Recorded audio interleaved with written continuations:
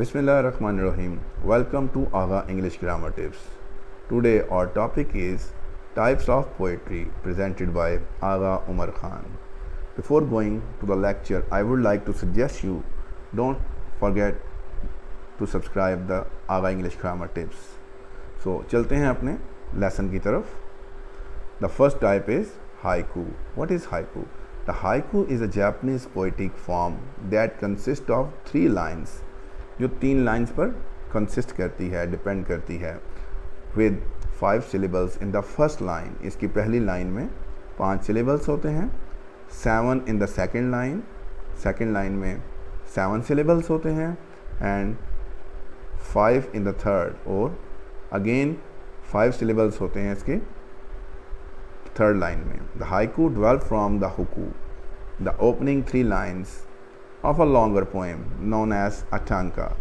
जो इसकी ओपनिंग 3 यानी पहली 3 लाइन्स होती हैं उन्हें हम टांका के नाम से जानते हैं. That is also a literary term. Sample of haiku. अब ज़रा इसे देखिएगा कि इसके अंदर 5 syllables हैं, साथ साथ काउंटिंग भी कीजिएगा. A fat bee stings me, 1 2 3 4 and 5. There are 5 syllables. It hurts very. There are 2 syllables. 1 2 3 4. Badly, 5 and 6. But, and 7 syllables. ठीक है. So it hurts very badly, but there are 7 syllables in the second line. I do not cry though. So 1 2 3 4 and 5. The condition of haiku is complete in this stanza. So there in the next stanza, the bee flies quickly, 1 2 3 4 and 5. Quickly, there are 2 syllables. So बात हो रही थी syllables की. 5 syllables होंगे, हमने 5 words count नहीं करने, हमने 5 syllables काउंट करने हैं. So it turns around. There are 2 syllables in this, and stings me, then falls to the ground. It usually written to evoke a particular mood or instance. ये किस लिए बनाई जाती है, ये क्यों लिखी जाती है? इसके अंदर एक ख़ास मूड को बयान किया जाता है या किसी ख़ास वाक़े को बयान किया जाता है हाइकू के अंदर. So hope you understand this. Next हमारे है, next type of poetry is free verse. What is free verse? Free verse can rhyme और नॉट. फ्री वर्स जो है ये एक राइम भी हो सकती है, यानी एक रिदम में भी हो सकती है और रिदम के बगैर भी हो सकती है. It can have as many lines और stanzas as the poet wants. इसके अंदर उतनी लाइन्स रखी जा सकती हैं और उतने ही स्टैंजाज रखे जा सकते हैं जितने भी पोइट खुद चाहता हो. And it can be about any thing you like. और ये किसी भी चीज़ के बारे में लिखी जा सकती है जो भी आपको अच्छा लगे. So while free verse may sound simple enough, वो बिल्कुल सादी सी लैंग्वेज में होती है. The lack of rules make this form of poetry tricky to master. So जो रूल्स की पाबंदी हम नहीं करते वही इसको ट्रिकी से मास्टर की तरफ लेके जाते हैं. चलते हैं इसकी एक एग्जाम्पल की तरफ. Example of free verse is in winter. अब यहाँ पर देखें राइम स्कीम कोई नहीं आ रही, उसको कोई फॉलो नहीं करेगा. वो एक ऐसे ही बस एक रिदम के साथ थोड़ा सा उसको लेके, रिदम हो भी सकता है और रिदम नहीं भी हो सकता. In winter all the singing is in the tops of the trees where the wind bird with its white eyes shoves and pushes among the branches like any of us. So बिल्कुल ये free verse है. इसमें किसी किस्म का जो, जैसे उसने बताया था कि राइम हो भी सकता है, राइम नहीं भी हो सकता. जितनी लाइंस चाहता है पोइट रख सकता है और जितनी स्टैंजास चाहे उतने भी रख सकता है. It can be about any thing you like. ये विंटर के बारे में हो सकती है, समर के बारे में हो सकती है, आपके किसी दास्तान के बारे में, कोई वाक़या के बारे में हो सकती है. So it is free verse. Sonnet. What is sonnet? The word sonnet is derived from the Italian word sonetto, which means little song, इसका मतलब होता है छोटा सा कोई गाना. Traditionally sonnets are made up of 14 lines. ये इसको सोनेट को 14 लाइनों वाली नज़म भी कहा जाता है। And usually deals with love, और इसमें जो है ज़्यादातर जो सोनेट्स हैं वो लव के बारे में होती हैं। As a rule Petrarchan Italian sonnet follow an ABBA CDE rhyme scheme. So जो इटालियन सोनेट्स हैं उनके अंदर ABBA CDE की राइम स्कीम को फॉलो किया जाता है। वेयर एज शेक्सपियरियंस और English sonnets are typically ABAB, CD EF GG, but of course rules are made to be broken। जैसे कि आपको पता है कि रूल्स तो बनाए ही तोड़ने के लिए जाते हैं, ऐसा कहा जाता है। So there is an example of Shakespearean sonnet.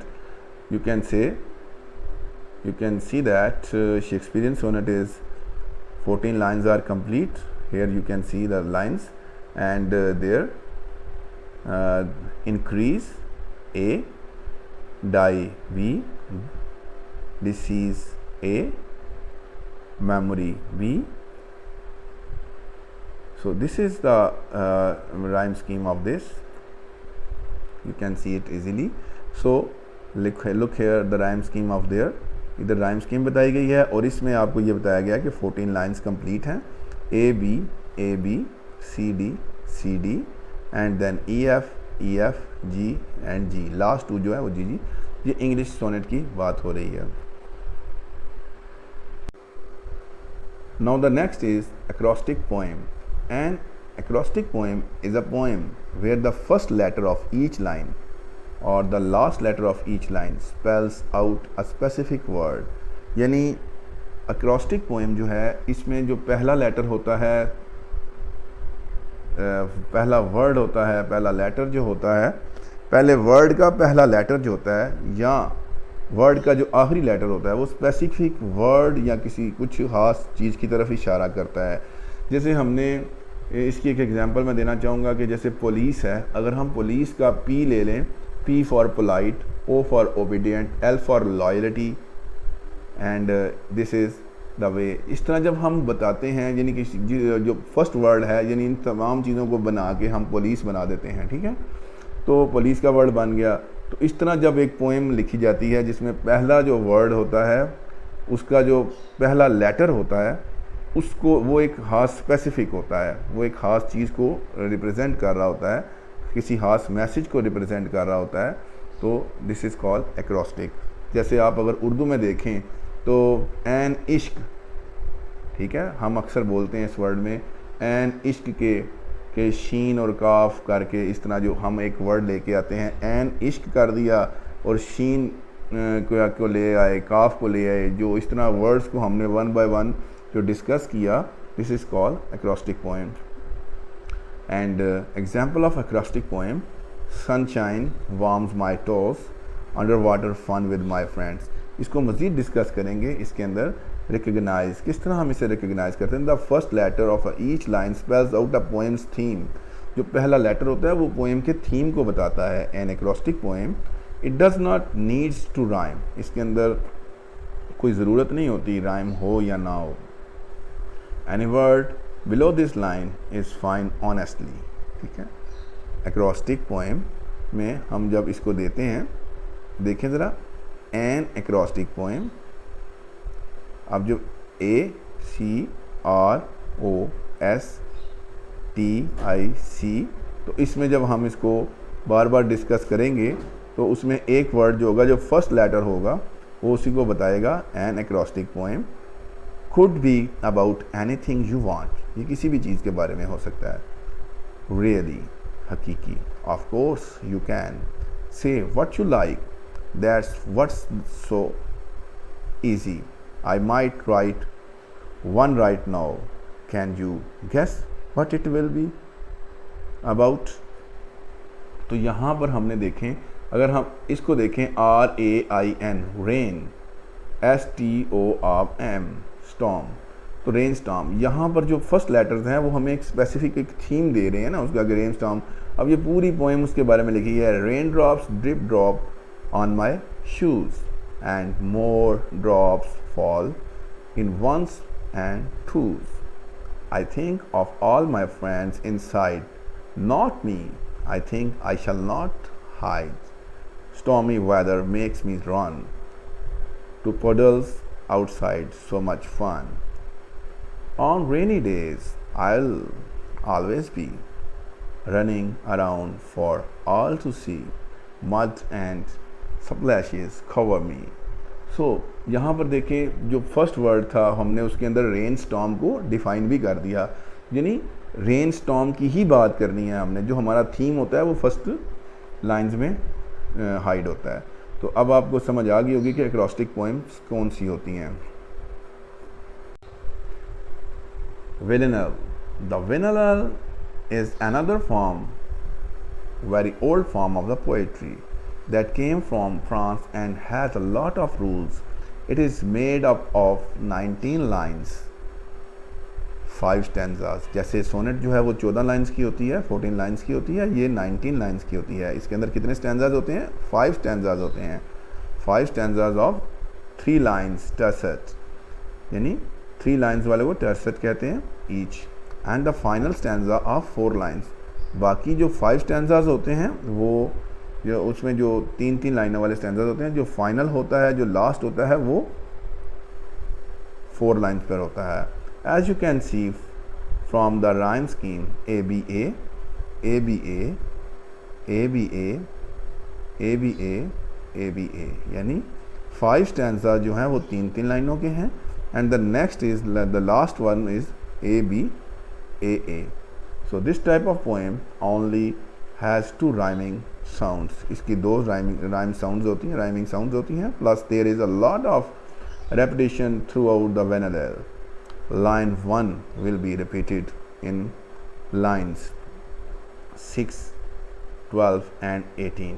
यानी इसको रिपीट किया जाता है. लाइन 1 को देखें ज़रा, line 1 will be repeated in line 6, उसी को हम लाइन 6 में करेंगे, उसी को हम लाइन 12 में करेंगे, देन 18 में करेंगे. And the line 3 will be repeated in the lines of 9. जो थर्ड लाइन है उसे हमने रिपीट करना है 9, 15 एंड 19 में. So although this takes out the extra work of having to write 19 individual lines, the real challenge is to make meaning out of those repeated lines. This is the example of villanelle. I dreamt a dream last night. It had caused me to awaken. In my dream book I write. So there A and B and this is A. So यहाँ पर देखें कि 3-3 lines के आगे हमारे पास A B A and then A B A, night and right. ठीक है, ये देखें दोनों की साउंड अगर आप लें, नाइट एंड राइट ए हो गया, अवेकन जो था बी थे. अब ये life and night. So some dreams are about life, about a love lost and broken, a dream I dreamed last night. ये दोबारा आ गया A B A. I had heritage and strife. The dream I felt is now taken. To my dream book I write. इन तमाम में 5 के अंदर देख लें आप कि यहाँ पर जो चीज़ आ रही है वो किस तरह आ रही है, यानी कि 3-3 लाइन्स के 4 स्टैंजाज आए हैं और द लास्ट स्टैंजा जो है वो 4 लाइन का आया और उसमें राइम स्कीम भी जो बताई गई वही आई. So this is villanelle, the example of villanelle. Limerick. Limericks are funny, sometimes rude poem. कभी कभी ये फ़नी होती हैं, कभी ये रूट पोएम होती हैं. They have a set rhyme scheme of A A B B A with lines 1, 2 and 5 all being longer in length than lines 3 and 4. So there is 2 and 5 all being longer in length. ये लंबी होती हैं length में. that then lines 3 and 4. So 1, 2 and 5 1, 2 and 5 जो है all being longer, ये लंबी होती हैं इन लेंथ में देन लाइन्स 3 एंड 4, 3 और 4 की निस्बत. The last line is often the punch line, there sound is very distinctive. जो लास्ट लाइन होती है वो बड़ी पंच लाइन होती है और उसकी साउंड भी डिस्टिंक्टिव होती है. It's likely you have heard or read one before, like Daddy Limerick. There once was a very sad daddy. अब ये किसी चीज़ के बारे में भी हो सकती है और फनी भी होती है और रूड भी हो सकती है, तो ये फनी है. There once was a sad daddy whose golf game was going quite badly. ठीक है, so he looked left and right, no ball was in sight. So आप देख सकते हैं, उसकी राइम स्कीम भी देख सकते हैं और उसका जो एरिया था यानी funny area. I think that he needed a carry. So this is the example of limerick. Ode, and ode is a typical return to praise a person. Ode क्या चीज़ है? ऑड किसी चीज़ को, किसी की तारीफ़ करना, किसी पर्सन की, किसी बंदे की, किसी इवेंट की या किसी चीज़ की. You could write an ode to your pet और फेवरेट फूड. आप अपने पेट के बारे में भी लिख सकते हैं, आप फेवरेट फूड के बारे में भी लिख सकते हैं ऑड.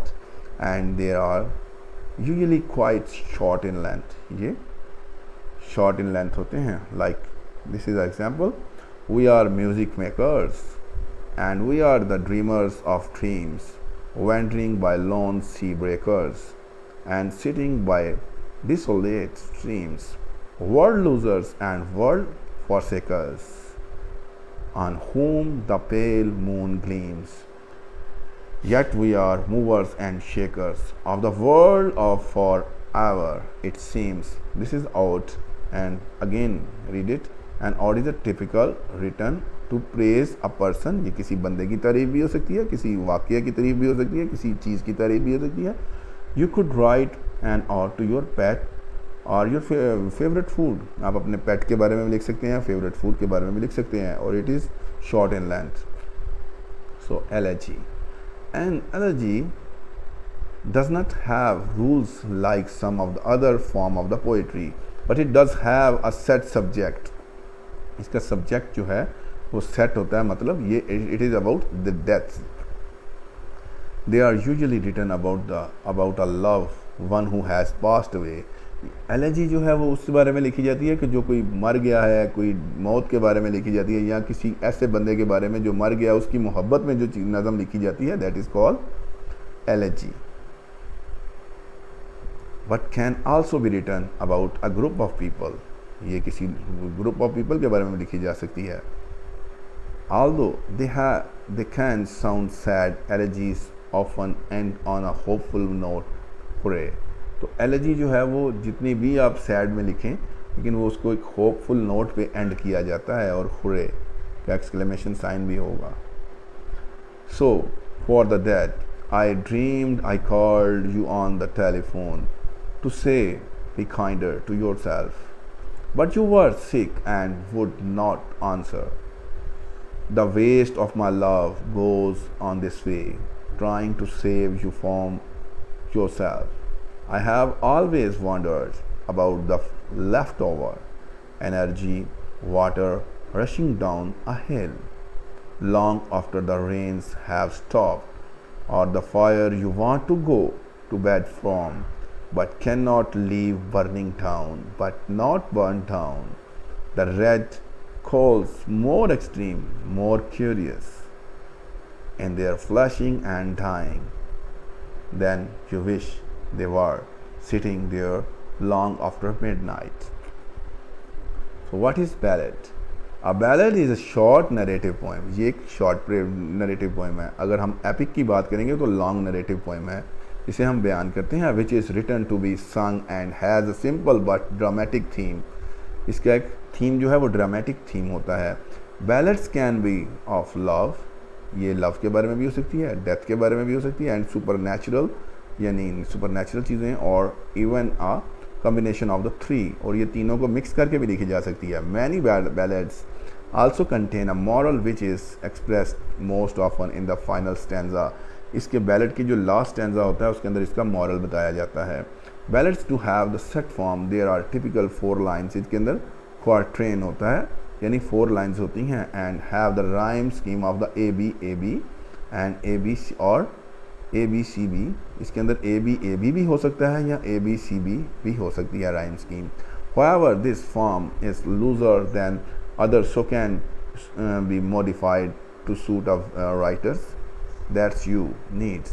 जिस टाइप की आपको राइम स्कीम चाहिए वो आप ले सकते हैं, उसमें कर सकते हैं जो राइटर को चाहिए।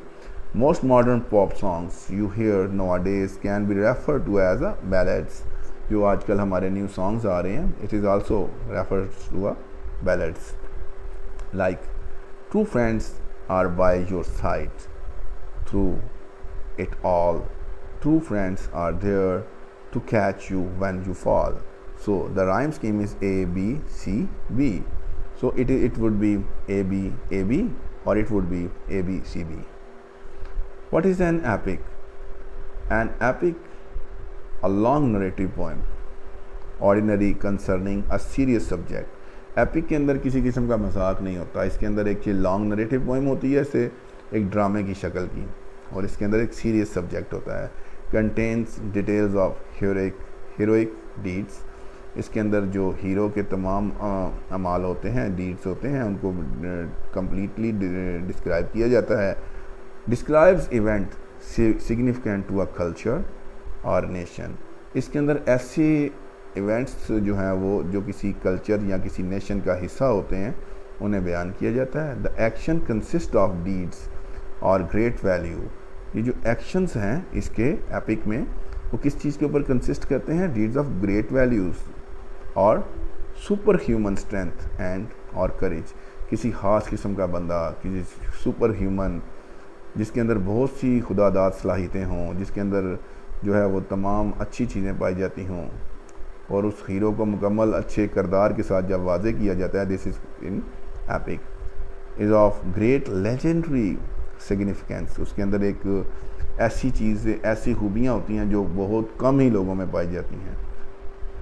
Centred on a heroic quasi divine figure on whose actions depends the fate of a tribe, a nation or the human race.